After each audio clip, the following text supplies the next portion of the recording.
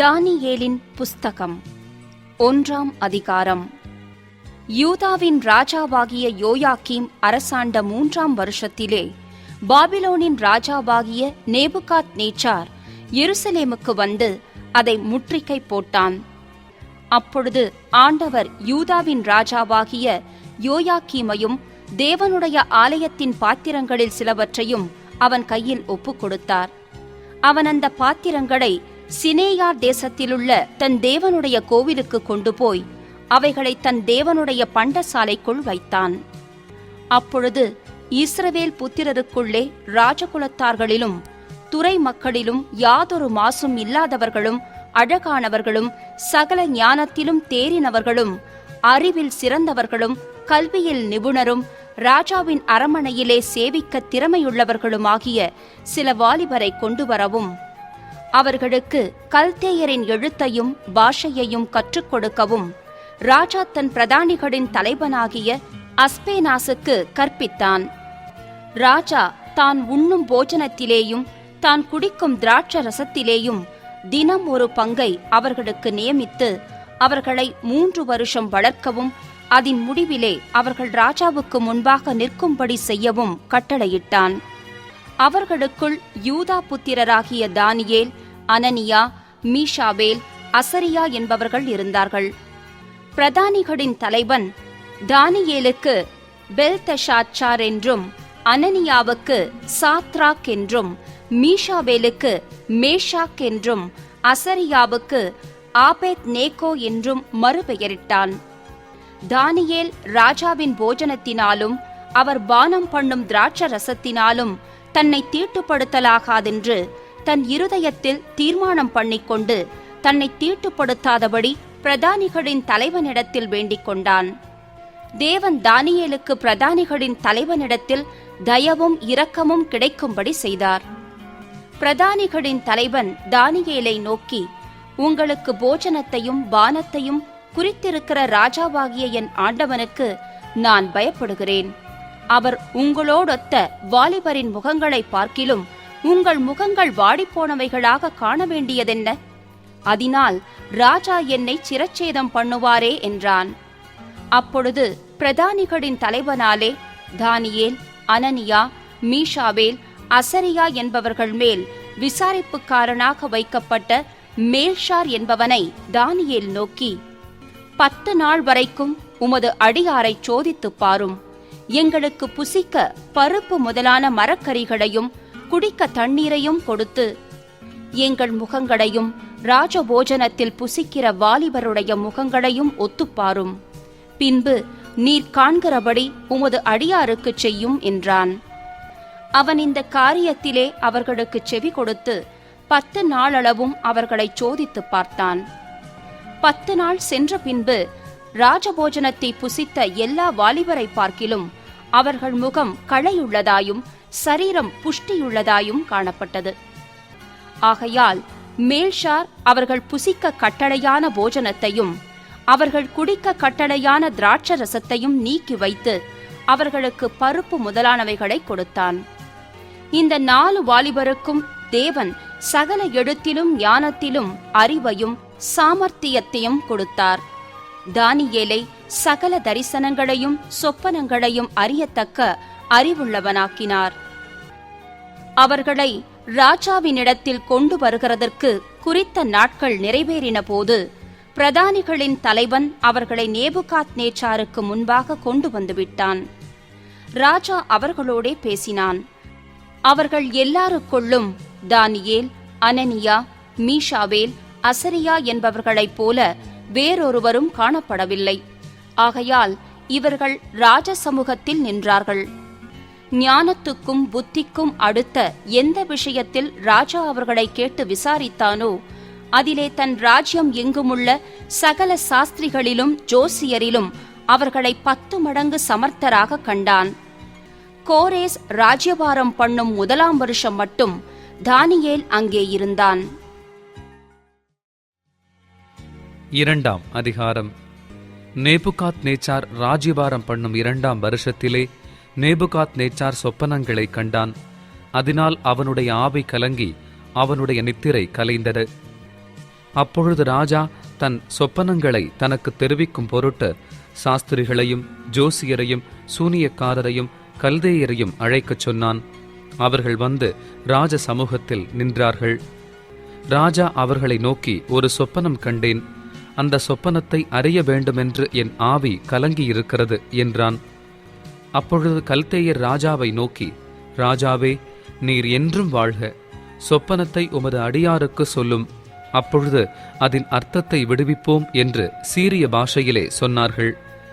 ராஜா கல்தேயருக்கு பிரதியுத்தரமாக, என்னிடத்திலிருந்து பிறக்கிற தீர்மானம் என்னவென்றால், நீங்கள் சொப்பனத்தையும் அதன் அர்த்தத்தையும் எனக்கு அறிவியாமற் போனால் துண்டித்து போடப்படுவீர்கள். உங்கள் வீடுகள் எருக்களங்களாக்கப்படும். சொப்பனத்தையும் அதன் அர்த்தத்தையும் தெரிவித்தீர்களே ஆகில் என்னிடத்தில் வெகுமதிகளையும் பரிசுகளையும் மிகுந்த கனத்தையும் பெறுவீர்கள். ஆகையால் சொப்பனத்தையும் அதன் அர்த்தத்தையும் எனக்கு தெரிவியுங்கள் என்றான். அவர்கள் மறுபடியும் பிரதியுத்தரமாக, ராஜா அடியாருக்கு சொப்பனத்தை சொல்வாராக, அப்பொழுது அதன் அர்த்தத்தை விடுவிப்போம் என்றார்கள். அதற்கு ராஜா பிரதியுத்தரமாக, என்னிடத்திலிருந்து தீர்மானம் பிறந்தபடியினாலே நீங்கள் கால தாமசம் பண்ண பார்க்கிறீர்கள் என்று நிச்சயமாக எனக்கு தெரிய வருகிறது. காலம் மாறுமென்று நீங்கள் எனக்கு முன்பாக பொய்யும் புரட்டுமான விசேஷத்தை சொல்லும்படி எத்தனம் பண்ணியிருக்கிறீர்கள். நீங்கள் சொப்பனத்தை எனக்கு தெரிவிக்காமற் போனால் உங்கள் எல்லாருக்கும் இந்த ஒரே தீர்ப்பு பிறந்திருக்கிறது. ஆகையால் சொப்பனத்தை எனக்கு சொல்லுங்கள், அப்பொழுது அதன் அர்த்தத்தையும் உங்களால் காண்பிக்க கூடுமென்று அறிந்து கொள்ளுவேன் என்றான். கல்தேயர் ராஜ சமூகத்தில் பிரதியுத்தரமாக, ராஜா கேட்கும் காரியத்தை அறிவிக்கத்தக்க மனுஷன் பூமியில் ஒருவனும் இல்லை. ஆகையால் மகத்துவமும் வல்லமையுமான எந்த ராஜாவும் இப்படிப்பட்ட காரியத்தை ஒரு சாஸ்திரியினிடத்திலாவது ஜோசியனிடத்திலாவது கல்தேயனிடத்திலாவது கேட்டதில்லை. ராஜா கேட்கிற காரியம் மிகவும் அருமையானது. மாம்சமாயிருக்கிறவர்களோடே வாசம் பண்ணாத தேவர்களை ஒழிய ராஜ சமூகத்தில் அதை அறிவிக்கத்தக்கவர் ஒருவரும் இல்லை என்றார்கள். இது நிமித்தம் ராஜா மகா கோபமும் உக்கிரமும் கொண்டு பாபிலோனில் இருக்கிற எல்லா ஞானிகளையும் கொலை செய்யும்படி கட்டளையிட்டான். ஞானிகளை கொலை செய்ய வேண்டுமென்கிற கட்டளை வெளிப்பட்ட போது தானியேலையும் அவன் தோழரையும் கொலை செய்ய தேடினார்கள்.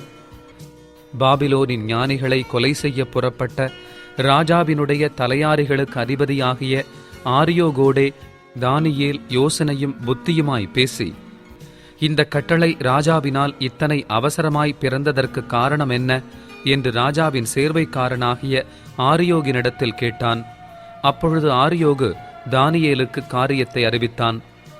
தானியேல் ராஜாவினிடத்தில் போய் சொப்பனத்தின் அர்த்தத்தை ராஜாவுக்கு காண்பிக்கும்படி தனக்கு தவணை கொடுக்க விண்ணப்பம் பண்ணினான்.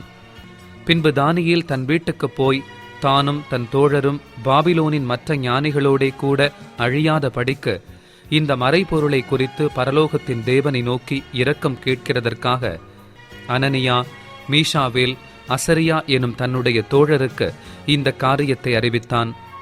பின்பு ராக்காலத்தில் தரிசனத்திலே தானியேலுக்கு மறைபொருள் வெளிப்படுத்தப்பட்டது. அப்பொழுது தானியேல் பரலோகத்தின் தேவனை ஸ்தோத்திரித்தான். பின்பு தானியேல் சொன்னது, தேவனுடைய நாமத்துக்கு என்றென்றைக்கும் உள்ள சதா காலங்களிலும் ஸ்தோத்திரம் உண்டாவதாக. ஞானமும் வல்லமையும் அவருக்கே உரியது. அவர் காலங்களையும் சமயங்களையும் மாற்றுகிறவர். ராஜாக்களை தள்ளி ராஜாக்களை ஏற்படுத்துகிறவர். ஞானிகளுக்கு ஞானத்தையும் அறிவாளிகளுக்கு அறிவையும் கொடுக்கிறவர். அவரே ஆழமும் மறைபொருளுமானதை வெளிப்படுத்துகிறவர். இருளில் இருக்கிறதை அவர் அறிவார். வெளிச்சம் அவரிடத்தில் தங்கும். என் பிதாக்களின் தேவனே, நீர் எனக்கு ஞானமும் வல்லமையும் கொடுத்து நாங்கள் உம்மிடத்தில் வேண்டிக் கொண்டதை இப்பொழுது எனக்கு அறிவித்து ராஜாவின் காரியத்தை எங்களுக்கு தெரிவித்தபடியினால் உம்மை துதித்து புகழுகிறேன் என்றான்.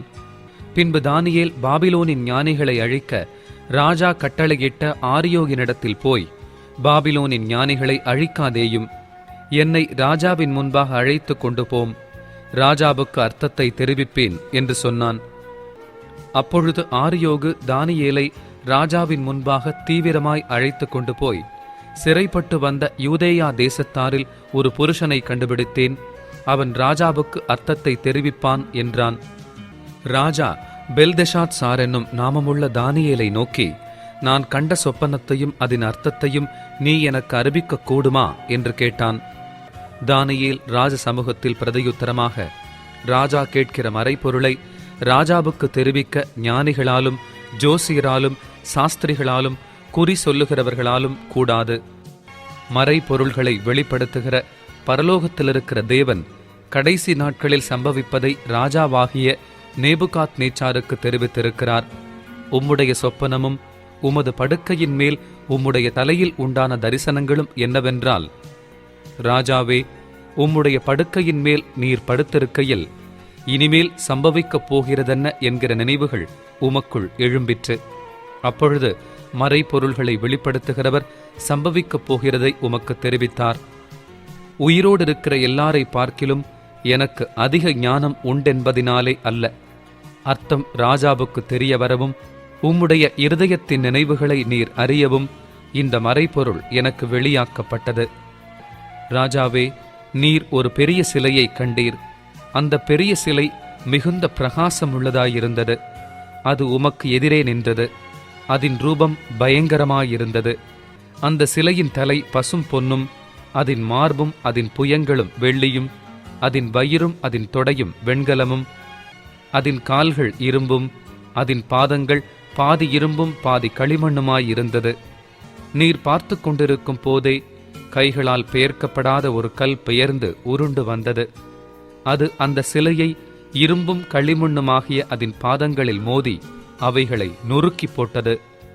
அப்பொழுது அந்த இரும்பும் களிமண்ணும் வெண்கலமும் வெள்ளியும் பொன்னும் ஏகமாய் நொறுங்குண்டு கோடை காலத்தில் போரடிக்கிற களத்திலிருந்து பறந்து போகிற பதரை போலாயிற்று. அவைகளுக்கு ஒரு இடமும் கிடையாதபடி காற்று அவைகளை அடித்து கொண்டு போயிற்று. சிலையை மோதின கல்லோவென்றால் ஒரு பெரிய பர்வதமாகி பூமியை எல்லாம் நிரப்பிற்று. சொப்பனம் இதுதான். அதன் அர்த்தத்தையும் ராஜ சமூகத்தில் தெரிவிப்போம். ராஜாவே, நீர் ராஜாதி ராஜாவாயிருக்கிறீர். பரலோகத்தின் தேவன் உமக்கு ராஜரீகத்தையும் பராக்கிரமத்தையும் வல்லமையையும் மகிமையையும் அருளினார். சகல இடங்களிலும் உள்ள மனுபுத்திரரையும் வெளியின் மிருகங்களையும் ஆகாயத்து பறவைகளையும் அவர் உமது கையில் ஒப்புக்கொடுத்து உம்மை அவைகளையெல்லாம் ஆளும்படி செய்தார். பொன்னான அந்த தலை நீரே. உமக்கு பிறகு உமக்கு கீழ்த்தரமான வேறொரு ராஜ்யம் தோன்றும். பின்பு பூமியையெல்லாம் ஆண்டு கொள்ளும் வெண்கலமான 3ஆம் ராஜ்யம் ஒன்று எழும்பும். 4வது ராஜ்யம் இரும்பை போல உரமாயிருக்கும். இரும்பு எல்லாவற்றையும் எப்படி நொறுக்கி சின்ன பின்னமாக்குகிறதோ அப்படியே இது நொறுக்கி போடுகிற இரும்பை போல அவைகளையெல்லாம் நொறுக்கி தகர்த்து போடும். பாதங்களும் கால் விரல்களும் பாதி குயவனின் களிமண்ணும் பாதி இரும்புமாயிருக்கிற நீர் கண்டீரே. அந்த ராஜ்யம் பிரிக்கப்படும். ஆகிலும் களிமண்ணோடே இரும்பு கலந்திருக்க நீர் கண்டபடியே இரும்பினுடைய உறுதியில் கொஞ்சம் அதிலே இருக்கும். கால் விரல்கள் பாதி இரும்பும் பாதி களிமண்ணுமாயிருந்தது என்னவென்றால், அந்த ராஜ்யம் ஒரு பங்கு உரமும் ஒரு பங்கு நெரிசலுமாயிருக்கும். நீர் இரும்பை களிமண்ணோடே கலந்ததாக கண்டீரே. அவர்கள் மற்ற மனுஷரோடே சம்பந்தம் கலப்பார்கள். ஆகிலும் இதோ களிமண்ணோடே இரும்பு கலவாதது போல அவர்கள் ஒருவரோடொருவர் ஒட்டிக்கொள்ளாதிருப்பார்கள். அந்த ராஜாக்களின் நாட்களிலே பரலோகத்தின் தேவன் என்றென்றைக்கும் அழியாத ஒரு ராஜ்யத்தை எழும்ப பண்ணுவார். அந்த ராஜ்யம் வேறே ஜனத்துக்கு விடப்படுவதில்லை. ஒரு கல் கையால் பெயர்க்கப்படாமல் மலையிலிருந்து பெயர்ந்து உருண்டு வந்து இரும்பையும் வெண்கலத்தையும் களிமண்ணையும் வெள்ளியையும் பொன்னையும் நொறுக்கினதை நீர் கண்டீரே. அப்படியே அது அந்த ராஜ்யங்களை எல்லாம் நொறுக்கி நிர்மூலமாக்கி தானோ என்றென்றைக்கும் நிற்கும். இனிமேல் சம்பவிக்கப் போகிறதை மகாதேவன் ராஜாவுக்கு தெரிவித்திருக்கிறார்.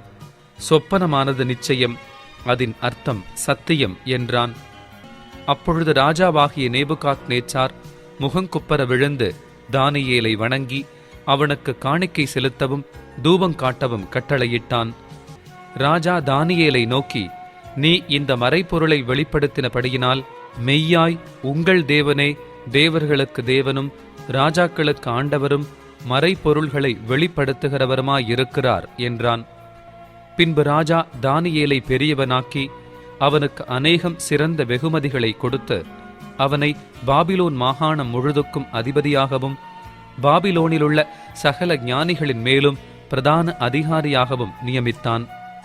தானியேல் ராஜாவை வேண்டிக் கொண்டதின் பேரில் அவன் சாத்ராக்கையும் மேஷாக்கையும் ஆபேத் நேகோவையும் பாபிலோன் மாகாணத்து காரியங்களை விசாரிக்கும்படி வைத்தான். தானியேலோ வென்றால் ராஜாவின் கொலு மண்டபத்தில் இருந்தான்.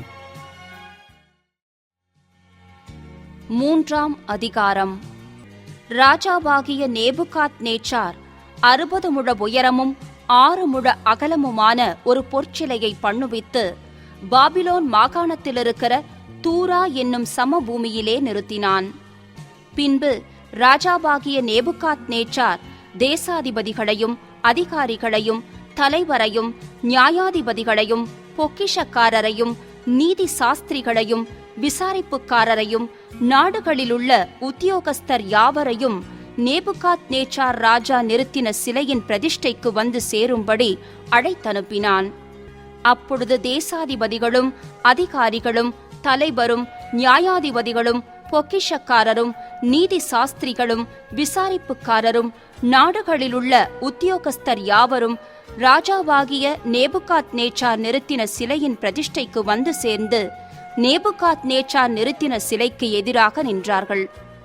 கட்டியக்காரன் உரத்த சத்தமாய், சகல ஜனங்களும் ஜாதிகளும் பாஷைக்காரருமானவர்களே, உங்களுக்கு அறிவிக்கப்படுகிறது என்னவென்றால், எக்காளம், நாகசுரம், கின்னரம், வீணை, சுரமண்டலம், தம்புரு முதலான சகலவித கீத வாத்தியங்களின் சத்தத்தை நீங்கள் கேட்கும்போது நீங்கள் தாழ விழுந்து ராஜாவாகிய நேபுகாத் நேச்சார் நிறுத்தின பொற்சிலையை பணிந்து கொள்ள கடவீர்கள். எவனாகிலும் தாழ விழுந்து அதை பணிந்து கொள்ளாமற் போனால் அவன் அந்நேரமே எரிகிற அக்கினி சூளையின் நடுவிலே போடப்படுவான் என்றான். ஆதலால் சகல ஜனங்களும் எக்காளம், நாகசுரம், கின்னரம், வீணை, சுரமண்டலம் முதலான சகலவித கீத வாத்தியங்களின் சத்தத்தை கேட்டவுடனே சகல ஜனத்தாரும் ஜாதிகாரும் பாஷைக்காரரும் தாழ விழுந்து ராஜாவாகிய நேபுகாத் நேச்சார் நிறுத்தின பொற்சிலையை பணிந்து கொண்டார்கள். அச்சமயத்தில் கல்தேயரில் சிலர் ராஜசமூகத்தில் வந்து யூதர் பேரில் குற்றஞ்சாற்றி ராஜாவாகிய நேபுகாத் நேச்சாரை நோக்கி, ராஜாவே, நீர் என்றும் வாழ்க. எக்காளம், நாகசுரம், கின்னரம், வீணை, சுரமண்டலம், தம்புரு முதலான சகலவித கீத வாத்தியங்களின் சத்தத்தையும் கேட்கிற எந்த மனுஷனும் தாழ விழுந்து பொற்சிலையை பணிந்து கொள்ள வேண்டுமென்றும், எவனாகிலும் தாழ விழுந்து பணிந்து கொள்ளாமற் போனால் அவன் எரிகிற அக்கினி சூளையின் நடுவிலே போடப்பட வேண்டுமென்றும் ராஜாவாகிய நீர் கட்டளையிட்டீரே. பாபிலோன் மாகாணத்தின் காரியங்களை விசாரிக்கும்படி நீர் ஏற்படுத்தின சாத்ராக், மேஷாக், ஆபேத் நேகோ என்னும் யூதரான மனுஷர் இருக்கிறார்களே, அவர்கள் ராஜாவாகிய உம்மை மதிக்கவில்லை. அவர்கள் உம்முடைய தேவர்களுக்கு ஆராதனை செய்யாமலும் நீர் நிறுத்தின பொற்சிலையை பணிந்து கொள்ளாமலும் இருக்கிறார்கள் என்றார்கள். அப்பொழுது நேபுகாத் நேச்சார் உக்கிர கோபம் கொண்டு சாத்ராக்கையும் மேஷாக்கையும் ஆபேத் நேகோவையும் அழைத்து கொண்டு வரும்படி கட்டளையிட்டான். அவர்கள் அந்த புருஷரை ராஜாவின் சமூகத்தில் கொண்டு வந்து விட்டபோது நேபுகாத் நேச்சார் அவர்களை நோக்கி, சாத்ராக், மேஷாக், ஆபேத் நேகோ என்பவர்களே, நீங்கள் என் தேவர்களுக்கு ஆராதனை செய்யாமலும் நான் நிறுத்தின பொற்சிலையை பணிந்து கொள்ளாமலும் இருந்தது மெய்தானா? இப்போதும் எக்காளம், நாகசுரம், கின்னரம், வீணை, சுரமண்டலம், தம்புரு முதலான சகலவித கீத வாத்தியங்களின் சத்தத்தையும் நீங்கள் கேட்கும்போது தாழ விழுந்து நான் பண்ணி வைத்த சிலையை பணிந்து கொள்ள ஆயத்தமாயிருந்தால் நல்லது. பணிந்து கொள்ளாதிருந்தீர்களேயாகில் அந்நேரமே எரிகிற அக்கினி சூளையின் நடுவிலே போடப்படுவீர்கள். உங்களை என் கைக்கு தப்புவிக்கப் போகிற தேவன் யார் என்றான். சாத்ராக், மேஷாக், ஆபேத் நேகோ என்பவர்கள் ராஜாவை நோக்கி, நேபுகாத் நேச்சாரே, இந்த காரியத்தை குறித்து உமக்கு உத்தரவு சொல்ல எங்களுக்கு அவசியமில்லை. நாங்கள் ஆராதிக்கிற எங்கள் தேவன் எங்களை தப்புவிக்க வல்லவராயிருக்கிறார். அவர் எரிகிற அக்கினி சூளைக்கும் ராஜாவாகிய உம்முடைய கைக்கும் நீங்களாக்கி விடுவிப்பார். விடுவிக்காமற் போனாலும் நாங்கள் உம்முடைய தேவர்களுக்கு ஆராதனை செய்வதும் இல்லை, நீர் நிறுத்தின பொற்சிலையை பணிந்து கொள்வதும் இல்லை என்கிறது ராஜாவாகிய உமக்கு தெரிந்திருக்க கடவது என்றார்கள். அப்பொழுது நேபுகாத்நேச்சாருக்கு கடுங்கோபம் உண்டு. சாத்ராக், மேஷாக், ஆபேத் நேகோ என்பவர்களுக்கு விரோதமாய் அவனுடைய முகம் வேறுபட்டது. சூளையை சாதாரணமாய் சூடாக்குவதை பார்க்கிலும் 7 மடங்கு அதிகமாய் சூடாக்கும்படி உத்தரவு கொடுத்து, சாத்ராக், மேஷாக், ஆபேத் நேகோ என்பவர்களை எரிகிற அக்னி சூளையிலே போடுவதற்கு அவர்களை கட்டும்படி தன் இராணுவத்தில் பலசாலிகளாகிய புருஷருக்கு கட்டளையிட்டான். அப்பொழுது அவர்கள் தங்கள் சால்வைகளோடும் நிசார்களோடும் பாகைகளோடும் மற்ற வஸ்திரங்களோடும் கட்டப்பட்டு எரிகிற அக்கினி சூளையின் நடுவிலே போடப்பட்டார்கள். ராஜாவின் கட்டளை கடுமையாயிருந்தபடியினாலும் சூளை மிகவும் சூடாக்கப்பட்டிருந்தபடியினாலும் அக்கினி ஜுவாலையானது சாத்ராக், மேஷாக், ஆபேத் நேகோ என்பவர்களை தூக்கிக் கொண்டு போன புருஷரை கொன்று போட்டது. சாத்ராக், மேஷாக், ஆபேத் நேகோ என்னும் அந்த 3 புருஷரும் கட்டுண்டவர்களாய் எரிகிற அக்கினி சூளையின் நடுவிலே விழுந்தார்கள். அப்பொழுது ராஜாவாகிய நேபுகாத்நேச்சார் பிரமித்து தீவிரமாய் எழுந்திருந்து தன் மந்திரிமார்களை நோக்கி, 3 புருஷரை அல்லவோ கட்டுண்டவர்களாக அக்கினியிலே போடுவித்தோம் என்றான். அவர்கள் ராஜாவுக்கு பிரதியுத்தரமாக, ஆம் ராஜாவே என்றார்கள். அதற்கு அவன், இதோ 4 பேர் விடுதலையாய் அக்கினியின் நடுவிலே உலாவுகிறதைக் காண்கிறேன், அவர்களுக்கு ஒரு சேதமும் இல்லை. 4ஆம் ஆளின் சாயல் தேவபுத்திரனுக்கு ஒப்பாயிருக்கிறது என்றான். அப்பொழுது நேபுகாத்நேச்சார் எரிகிற அக்கினி சூளையின் வாசலண்டைக்கு வந்து, உன்னதமான தேவனுடைய தாசராகிய சாத்ராக், மேஷாக், ஆபேத் நேகோ என்பவர்களே, நீங்கள் வெளியே வாருங்கள் என்றான். அப்பொழுது சாத்ராக், மேஷாக், ஆபேத் நேகோ என்பவர்கள் அக்கினியின் நடுவிலிருந்து வெளியே வந்தார்கள். தேசாதிபதிகளும் அதிகாரிகளும் தலைவரும் ராஜாவின் மந்திரிகளும் கூடி வந்து அந்த புருஷருடைய சரீரங்களின் மேல் அக்கினி பெலஞ்செய்யாமலும் அவர்களுடைய தலைமயிர் கருகாமலும் அவர்களுடைய சால்வைகள் சேதப்படாமலும் அக்கினியின் மணம் அவர்களிடத்தில் வீசாமலும் இருந்ததைக் கண்டார்கள். அப்பொழுது நேபுகாத்நேச்சார் வசனித்து, சாத்ராக், மேஷாக், ஆபேத் நேகோ என்பவர்களுடைய தேவனுக்கு ஸ்தோத்திரம், அவர்கள் தங்களுடைய தேவனை தவிர வேறொரு தேவனையும் சேவித்து பணியாமல் அவரையே நம்பி ராஜாவின் கட்டளையை தள்ளி தங்கள் சரீரங்களை ஒப்புக் கொடுத்ததினால் அவர் தமது தூதனை அனுப்பி தம்முடைய தாசரை விடுவித்தார். ஆதலால் சாத்ராக், மேஷாக், ஆபேத் நேகோ என்பவர்களுடைய தேவனுக்கு விரோதமாக தூஷண வார்த்தையை சொல்லுகிற எந்த ஜனத்தானும் எந்த ஜாதியானும் எந்த பாஷைக்காரனும் துண்டித்து போடப்படுவான். அவன் வீடு எருக்களமாக்கப்படும் என்று என்னாலே தீர்மானிக்கப்படுகிறது. இவ்விதமாய் இரட்சிக்கத்தக்க தேவன் வேறொருவரும் இல்லை என்றான். பின்பு ராஜா சாத்ராக், மேஷாக், ஆபேத் நேகோ என்பவர்களை பாபிலோன் தேசத்திலே உயர்த்தினான்.